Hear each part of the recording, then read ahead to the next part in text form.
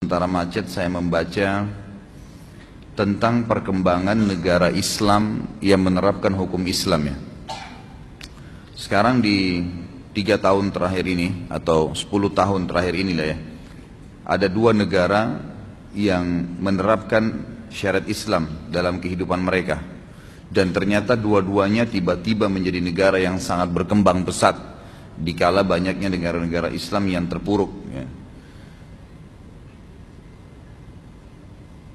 Saya bacakan, kalau yang sudah berjalan sekitar 10 tahun adalah Turki. Turki itu teman-teman sekalian, data terakhir adalah dari tadinya negara sekuler setelah dibentuk oleh Mustafa Kemal Atatürk yang memang memiliki ide-ide liberal dan sekuler, mengubah Turki dari khilafah Islamiyah menjadi Turki yang liberal, yang sekuler, menjauhkan antara agama dengan pemerintahan. Bahkan dia sempat mengganti azan dari bahasa Arab ke bahasa Turki, membaca Al-Quran dengan dialek-dialek bahasa suku-suku Turki. Indonesia sudah mulai ikut-ikutan sekarang ya. Yang Turki sudah lakukan dulu beberapa puluh tahun yang lalu gitu kan. Dan itu ternyata membuat mereka terpuruk. Subhanallah, datangnya presiden Turki yang sekarang ini, Erdogan, yang sangat masyhur sekarang, luar biasa orang ini, semoga Allah menjaga ya. Beliau mengubah setelah dalam 10 tahun ini sistem Turki yang sekuler menjadi sistem Islam, menerapkan syariat Islam. Apa yang terjadi teman-teman sekalian? Paling tidak ada 25 poin yang dunia mencatat apa yang terjadi pada Turki setelah mengubah, dunia mencatat ya, setelah mengubah sistem sekuler menjadi sistem Islam. Yang pertama, produk domestik nasional Turki, produk domestiknya, produk dalam negerinya di Turki tahun 2013 mencapai jumlahnya 100 miliar dolar Amerika, menyamai pendapatan gabungan 3 negara sekaligus dengan ekonomi terkuat di Timur Tengah, Arab Saudi, Uni Emirat Arab dan Iran, dan ditambah dengan Yordan, Syria serta ya, Lebanon. Jadi bayangkan, dengan menerapkan hukum Islam yang paling pertama terjadi adalah berhasil ya, menaikkan hasil produksi dalam negerinya 100 miliar dolar yang mengalahkan 3 negara sekaligus, Saudi sendiri, Emirat Arab dan Iran. Yang kedua, Erdogan membawa negerinya melakukan lompatan ekonomi yang besar dari ranking 111 dunia ke peringkat 16 dengan rata-rata 10% per tahun, yang berarti masuknya Turki ke dalam 20 negara terkuat atau G20 di dunia. Yang ketiga, tahun 2023 merupakan tahun pembangunan negeri Turki modern yang sudah dicanangkan oleh Erdogan, yang ditargetkan adalah Turki menjadi kekuatan politik dan ekonomi nomor 1 di dunia yang mengatasnamakan Islam. Yang keempat, airport internasional Turki, dan saya sendiri baru mungkin sekitar 2 bulan yang lalu mampir ke sana waktu mau umroh, adalah bandara terbesar di Eropa sekarang, yang menampung 1.260 pesawat setiap harinya, ditambah bandara Sabiha yang menampung 630 pesawat setiap hari. Yang kelima, Turkish Airlines meraih peringkat maskapai penerbangan terbaik di dunia dalam 3 tahun berturut-turut. Yang keenam, dalam kurun 10 tahun, Turki telah menanam 770 juta pohon hardija dan berbuah, maksudnya buah-buahan ya. Yang ketujuh, untuk pertama kali Turki di masa modern memproduksi sendiri tank, baja, pesawat terbang dan pesawat tempur tanpa awak, serta satelit militer modern pertama yang multifungsi. Sebentar, azannya tunda sebentar dulu. Nomor 8, poin 8, kelebihan 8, Erdogan dalam 10 tahun pemerintahannya telah mendirikan 125 universitas baru, 189 sekolah baru, 510 rumah sakit baru, dan 169.000 kelas baru yang modern, sehingga rasio siswa per kelas tidak lebih dari 21 orang per kelas, dan menjadi sekolah-sekolah terunggul sekarang di Eropa. Sekarang orang-orang Eropa yang dulu didatangin sekolah, orang-orang Eropa sekarang yang datang ke Turki belajar. Ini banyak orang tidak tahu nih, padahal sebenarnya perkembangan yang sedang terjadi. Yang kesembilan, ketika krisis ekonomi menimpa Eropa dan Amerika, universitas-universitas Eropa dan Amerika menaikkan uang kuliah, sedangkan Erdogan membebaskan seluruh biaya kuliah dan seluruh sekolah, kuliah dan sekolah bagi rakyatnya, dan menjadi tanggungan negara. Yang ke-10, dalam 10 tahun terakhir, pendapatan per kapita penduduk Turki yang dahulunya hanya 3.500 dolar per tahun, meningkat menjadi 11.000 dolar per tahun. Lebih tinggi daripada per kapita penduduk Prancis. Jadi kalau teman-teman tahu, Prancis itu paling tinggi per kapitanya. Artinya pendapatan orang itu tinggi sekali di sana. Tapi Turki dalam 10 tahun terakhir mengalahkan, karena dari 3.500 dolar per tahunnya menjadi 11.000 per orang ya. Dari per kapita, dan Erdogan menaikkan nilai tukar uang Turki menjadi 30 kali lipat. Dulunya rendah, sekarang menjadi naik.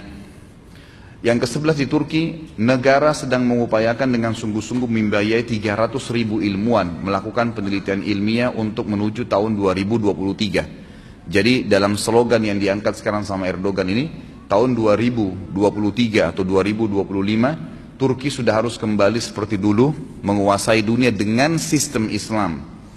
Yang ke-12, di antara keberhasilan politik terbesar Turki adalah keberhasilan Erdogan mendamaikan dua bagian Siprus yang bertikai. Ia juga melakukan pembahasan damai dengan Partai Buruh Kurdistan untuk menghentikan pertumpahan darah dan meminta maaf kepada Armenia, sehingga menyelesaikan permasalahan yang sudah menggantung selama 6 dasawarsa. Yang ke-13, di Turki, gaji dan upah meningkat mencapai 300%. Dan gaji pegawai baru meningkat dari 340 lira Turki menjadi 957 lira, dan jumlah pencari kerja menurun dari 38% menjadi 2%. 14, di Turki, anggaran pendidikan dan kesehatan mengungguli anggaran pertahanan dan gaji guru sebesar gaji dokter. Ke-15, di Turki telah dibangun 35.000 laboratorium IT dan database modern yang melatih pemuda-pemuda Turki. Yang ke-16, Erdogan juga menutupi defisit anggaran yang mencapai 47 miliar dolar. Sebelumnya, cicilan terakhir hutang Turki ke IMF adalah 300 juta dolar pada Juli lalu. Bahkan Turki sempat sekarang ini meminjamkan IMF ya, yang sudah jelek namanya sebesar 5 miliar dolar. Dulu Turki utang, lunas semua utangnya, sekarang dia yang pinjamkan IMF 5 miliar dolar. Di samping itu Erdogan juga menambah cadangan devisa negara sebesar 100 miliar dolar. 17, 10 tahun terakhir ekspor Turki hanya 23 miliar dolar ekspor dari luar. Ekspor di luar. Sekarang meningkat, tadinya cuma 23 miliar dolar, sekarang meningkat jadi 153 miliar dolar, mencapai 190 negara. Yang paling banyak adalah mobil. Jadi semua mobil di Eropa dan banyak juga dimasukkan di Indonesia sekarang atau di Asia Tenggara itu diproduksi di Turki. Dan saya tanya sendiri orang Turki kemarin, memang statementnya seperti itu. Yang paling banyak adalah mobil, yang kedua peralatan elektronik. Setiap 3 perangkat elektronik di Eropa, satunya produk Turki. 18, pemerintahan Erdogan sekarang mengawali pengelolaan sampah menjadi pembangkit tenaga listrik yang digunakan oleh sepertiga penduduk Turki, dan energi listrik sudah dinikmati 98% penduduk Turki. 19, Erdogan pernah duduk berhadapan dengan seorang anak perempuan yang usianya masih 12 tahun, tampil dalam siaran langsung televisi, berdebat dan berdiskusi tentang pembangunan Turki masa depan. Beliau menghormati kecerdasan dan semangat anak tersebut, sekaligus beliau mendidik anak-anak Turki agar terbiasa untuk memikirkan tentang masa depan Turki. Ke-20, Erdogan adalah musuh, ya, dikatakan, disebarkan berita Erdogan adalah teman Israel.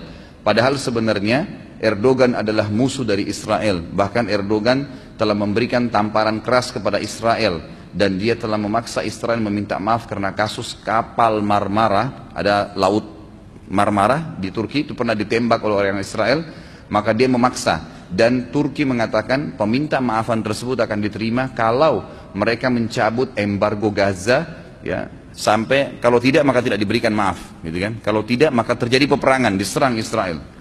21, dikatakan bahwasanya Erdogan satu-satunya pemimpin Muslim yang akhirnya mempermalukan Shimon Peres di sebuah sidang, yang menyebut bahwasanya alasan-alasan kenapa dia menyerang Israel, dan Erdogan akhirnya meninggalkan tempat duduk tersebut dan mempermalukan Israel, sampai akhirnya disambut di seluruh pelosok jalan-jalan di Istanbul dan dianggap sebagai pejuang Muslim.